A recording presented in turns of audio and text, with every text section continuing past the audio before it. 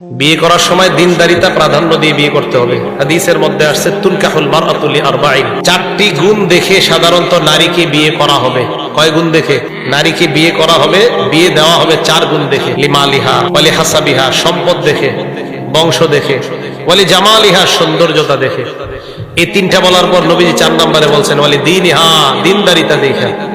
প্রথম তিনটা না পাওয়া গেল, শেষেরটা পাওয়া যেতেই হবে, দিনদারিতা। ফাসফার বিজাতিদ দ্বীন, যদি দিনদারিতা প্রাধান্য না দাও তাহলে তুমি ধ্বংস হয়ে যাবে।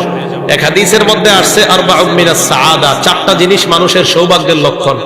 আমরা পুরুষ যারা আছি আমাদের সৌভাগ্যের লক্ষণ কয়টা? চারটা। আমরা পুরুষের সৌভাগ্যের লক্ষণ চারটা। 1 নাম্বার আল মারআতুস সালিহা, একজন নেককার বিবি।